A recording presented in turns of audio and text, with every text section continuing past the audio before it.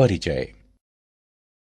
बच्चों, आज हम जैव प्रौद्योगिकी एवं उसके उपयोग के बारे में जानेंगे। वाह सर, ये रोचक लग रहा है। हाँ, इसलिए मुझे कौन बताएगा कि जैव प्रौद्योगिकी क्या है? सर, ये विशिष्ट औद्योगिक प्रक्रियाओं में जीवाणु जैसे सूक्ष्म जीवों का उपयोग है। आपने सही बताया रितु। क्या कोई मुझे बता सकता है कि जैव प्रौद्योगिकी का उपयोग किन प्रक्रियाओं के लिए किया जाता है? सर, ऐसी अनेक प्रक्रियाएं हैं जिनके लिए जैव प्रौद्योगिकी का उपयोग किया जाता है, जैसे कि रोगों की पहचान करने के लिए जीन स्थानांतरण आदि। बहुत अच्छे प्रतीक। आओ अब विस्तार से अध्ययन करें। इस पाठ में आप जैव प्रौद्योगिकी एवं उसके उपयोग के बारे में जानेंगे। उद्देश्य। इस पाठ के अंत में आप निम्न करने में सक्षम हो जाएंगे।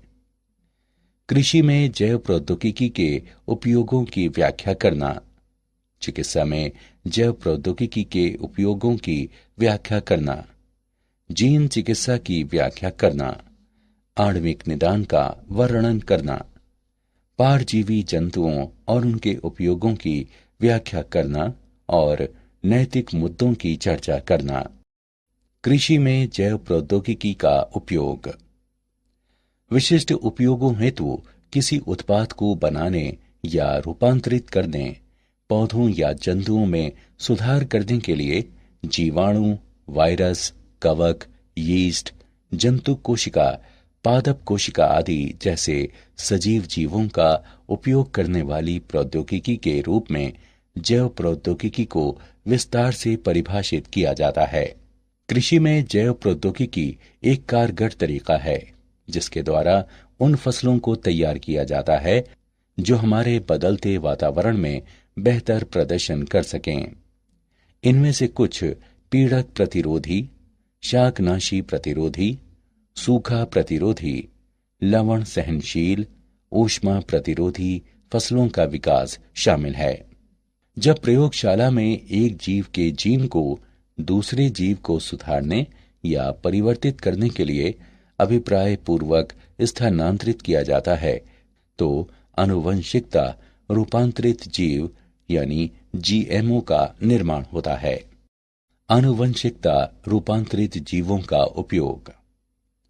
आनुवंशिकता रूपांतरित पौधे कई तरह से उपयोगी हो सकते हैं। कीट पीड़क प्रतिरोधी पौधों के कारण कम पीड़कनाशी का उपयोग करने की आवश्यकता होती है। आर्थिक रूप से अधिक अनुकूल क्योंकि पीड़कनाशी वायु, मृदा और जल में नहीं जाते हैं। फसल की अधिक पैदावार।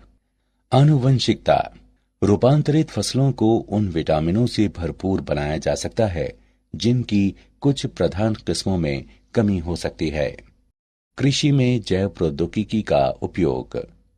बीटी कपास। बैसिलस थोरिनजिएंसिस द्वारा उत्पन्न क्राई प्रोटीन विभिन्न कीट पीड़कों के विरुद्ध प्रभावित जैव कीटनाशक होते हैं। क्राई जीव विषों को डिंब आंत्र ल्यूमेन में सक्रिय प्राग जीव विष के रूप में उत्पन्न किया जाता है। जीव विष आयनिक छिद्रों को बनाने वाली कला में स्वल्प लकन और अंतर्वेशन को प्रेरित करने वाले ग्राहियों से जुड़ जाते हैं जो कोशिकाओं और डिंब को मार देते हैं। पीड़क प्रतिरोधी पौधा। पीड़क प्रतिरोधी पौधे। कीटों का हमला एक गंभीर कृषि समस्या है जिससे उपज काफी कम हो जाती है और उत्पादन गुणवत्ता घट जाती है। कीटों के कारण खेतों में और साइलों में भंडारण के दौरान नुकसान हो सकता है। प्रत्येक वर्ष कीट दुनिया भर की खाद्य फसलों का लगभग 25% भाग नष्ट कर देते हैं। आरएनए अंतक्षेप द्वारा विशिष्ट जीन को निष्क्रिय करना इस समस्या का वांछनीय प्राकृतिक समाधान है। द्विसूत्री आरएनए मध्यवर्ती अंतरक्षेप आरएनएआई जीवों में जीन अभिव्यक्ति को निष्क्रिय करने की सरल और तीव्र विधि है।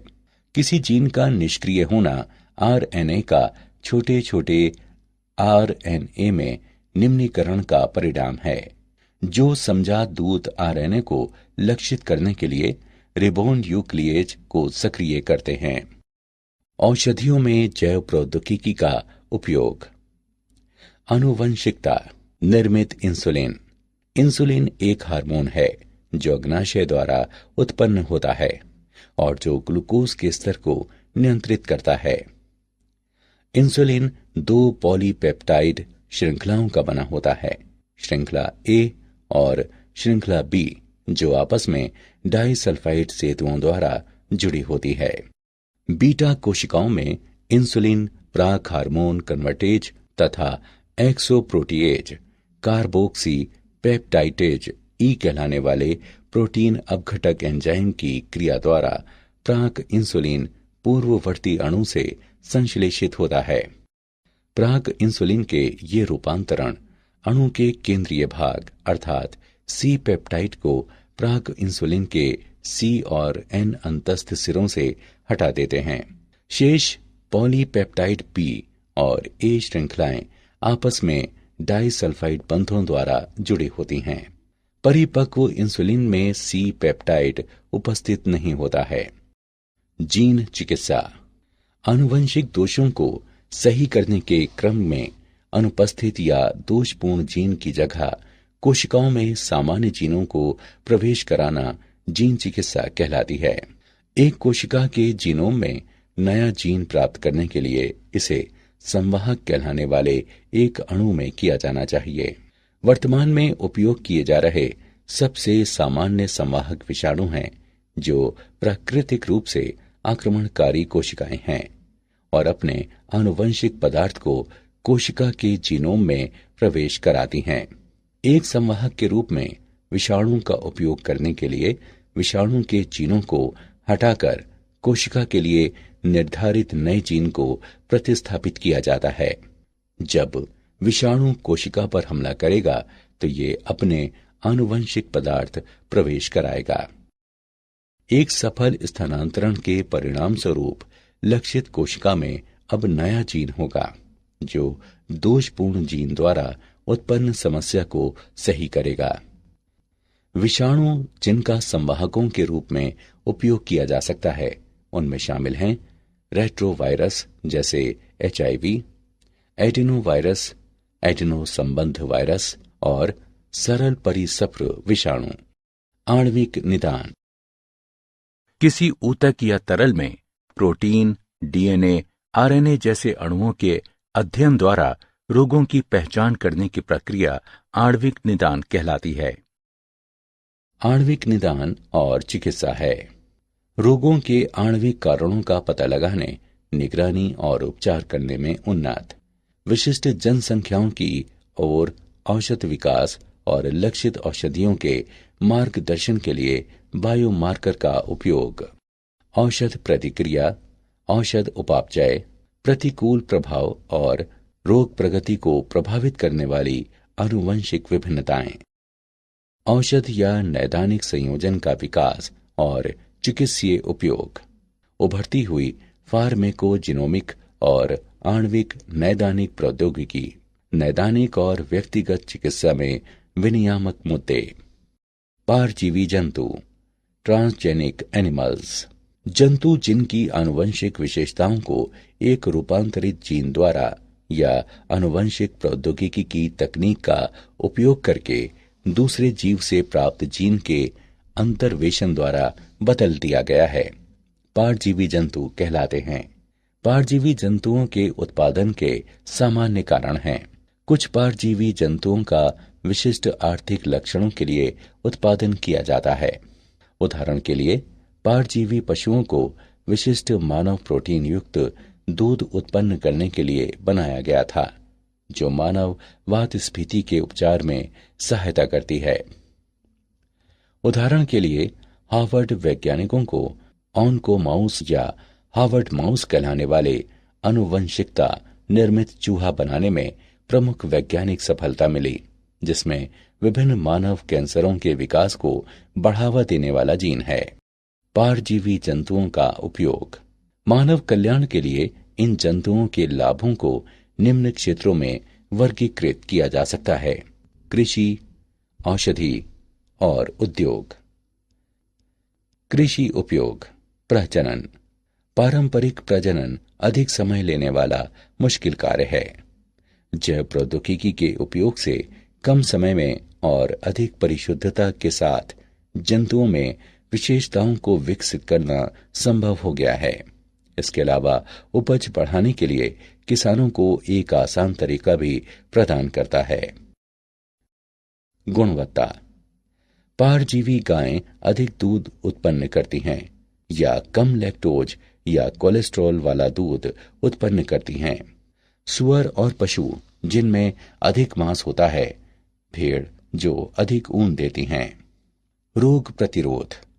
वैज्ञानिक रोग प्रतिरोधी जंतुओं को उत्पन्न करने के लिए प्रयासरत हैं, जैसा कि इन्फ्लुएंजा प्रतिरोधी सूअर, लेकिन जीन की बहुत ही सीमित संख्या वर्तमान में पालतू जानवरों में रोगों के प्रतिरोध के लिए जिम्मेदार है।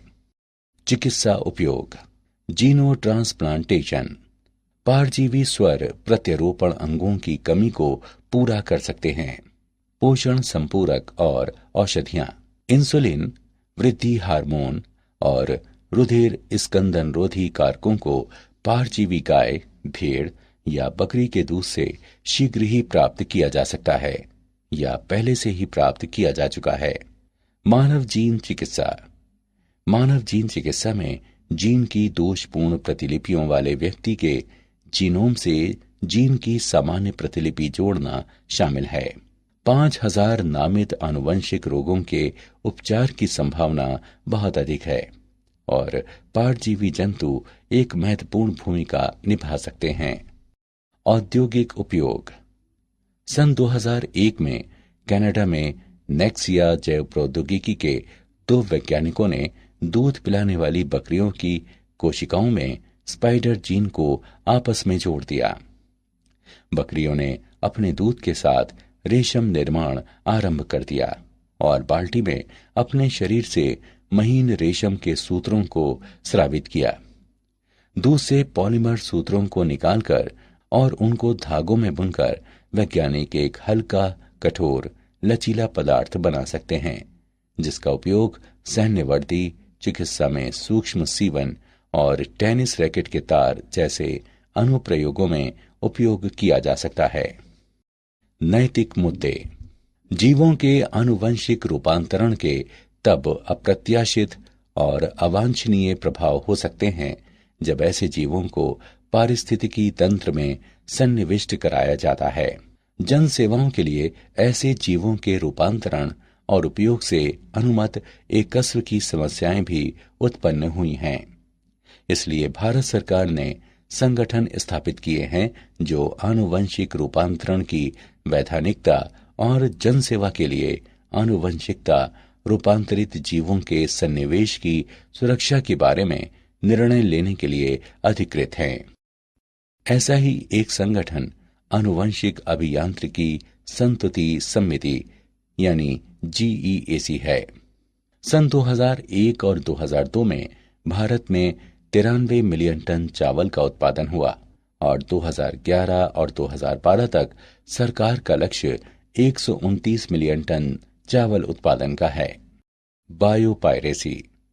बायोपायरेसी प्राकृतिक रूप से पाई जाने वाली जैव रासायनिक या आनुवंशिक सामग्री का व्यावसायिक रूप से उपयोग करने की कार्य प्रणाली है, विशेषकर एकस्व प्राप्त करके जो उस समुदाय जिससे ये उत्पन्न हुई है उसको उचित मुआवजे का भुगतान करने में विफल रहने पर भविष्य में इसके उपयोग को प्रतिबंधित करती है। भारत में उगने वाला बासमती चावल अपने विशिष्ट स्वाद और सुगंध के लिए मशहूर है, लेकिन एक अमेरिकी कंपनी ने अमेरिकन एकस्व व ट्रेडमार्क कार्यालय द्वारा एकस्व अधिकार प्राप्त कर लिया था। इस कंपनी ने भारतीय किस्मों को अर्धबौनी किस्मों से संकरण कराकर बासमती की नई किस्म विकसित की। मूल्यांकन। आगे बढ़ने से पहले आइए जानें कि आपने कितना सीखा। सही विकल्प को उठाकर उसके संगत स्थान पर रखें। क्या आप जानते हैं, अमेरिकी शोधकर्ताओं ने एक प्रणाली विकसित की है जिसमें नीले प्रकाश को सक्रिय करके किसी भी वांछित जीन को प्राप्त किया जा सकता है तथा टर्न ऑन या टर्न ऑफ कर सकते हैं, जो जैव प्रौद्योगिकी और चिकित्सा में अनुसंधान के लिए हो सकते हैं। यह पहली बार है जब डीएनए के विशिष्ट खंडों को टर्न ऑन या टर्न ऑफ किया गया है। उन्होंने अमेरिकन केमिकल सोसाइटी के जर्नल में प्रकाशित अपने शोध पत्रों में प्रकाश की तीव्रता का उपयोग करके जीन अभिव्यक्ति के स्तर को अनुकूल बनाने के बारे में जानकारी भी दी है। सारांश। आइए हमने जो कुछ सीखा है उसे संक्षेप में दोहराएं। विशिष्ट उपयोगों हेतु किसी उत्पाद को बनाने या रूपांतरित करने, पौधों या जंतुओं में सुधार करने के लिए जीवाणु, वायरस, कवक, यीस्ट, जंतु कोशिका, पादप कोशिका आदि जैसे सजीव जीवों का उपयोग करने वाली प्रौद्योगिकी के रूप में जैव प्रौद्योगिकी को विस्तार से परिभाषित किया जाता है।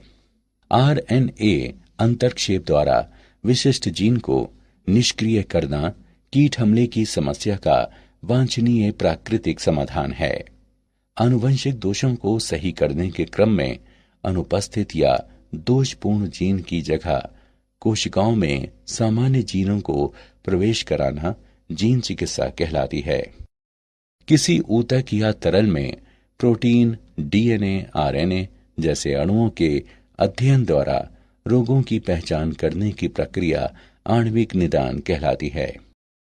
जंतु जिनकी आनुवंशिक विशेषताओं को एक रूपांतरित जीन द्वारा या आनुवंशिक प्रौद्योगिकी की तकनीक का उपयोग करके दूसरे जीव से प्राप्त जीन के अंतर्वेशन द्वारा बदल दिया गया है, पारजीवी जंतु कहलाते हैं।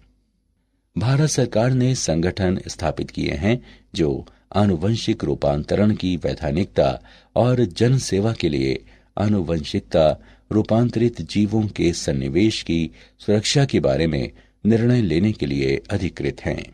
बायोपायरेसी प्राकृतिक रूप से पाई जाने वाली जैव, रासायनिक या आनुवंशिक सामग्री का व्यावसायिक रूप से उपयोग करने की कार्य प्रणाली है, विशेषकर एक कस्ब प्राप्त करके जो उस समुदाय जिससे ये उत्पन्न हुई है उसको उचित मुआवजे का भुगतान करने में विफल रहने पर भविष्य में इसके उपयोग को प्रतिबंधित करती है।